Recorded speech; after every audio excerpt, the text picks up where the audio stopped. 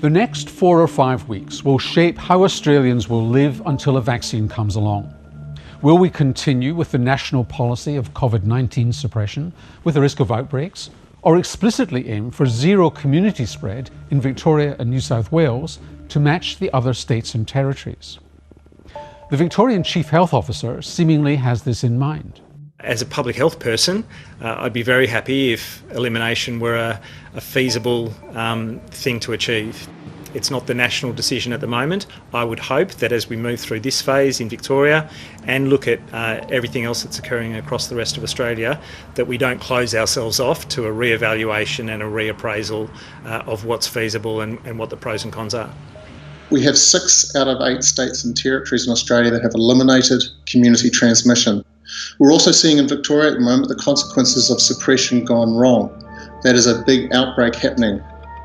That will keep happening in the future if the virus keeps circulating, which is incredibly disruptive for society and the economy. What happens in Victoria will affect the rest of the country.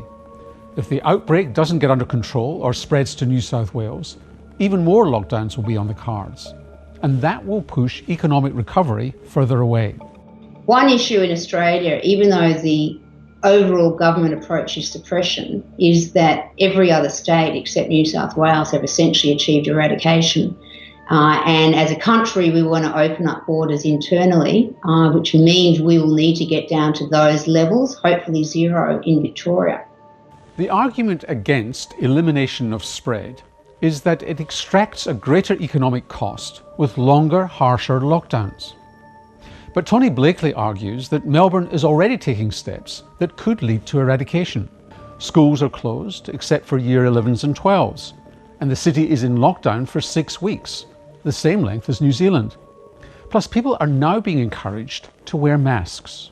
Mask wearing is now shown to make quite a difference to transmission when you do have to go out of your house into the supermarket or another indoor environment, particularly public transport. So we do have more knowledge now that can increase our probability of achieving elimination. Whether we go for suppression or eradication, the strategy right now is the same, and that is to block transmission and dramatically reduce new infections. These interventions all came in last Wednesday, and we'd expect to be seeing declines in infections by Wednesday or by the end of this week. I think if we don't, we need to be thinking about something more extreme.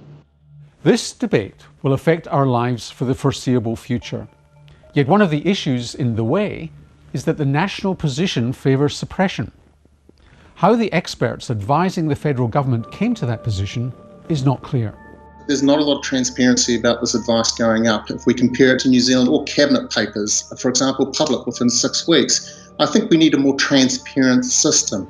Victoria would be in trouble no matter what policy had been in place because of the hotel quarantine leaks.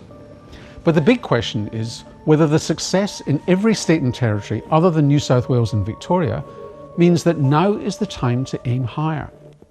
Because in a month's time, it could be too late. Hi, I'm Lee Sales. Thanks for watching this story. If you'd like to watch more of 730's stories, they are on the left of your screen.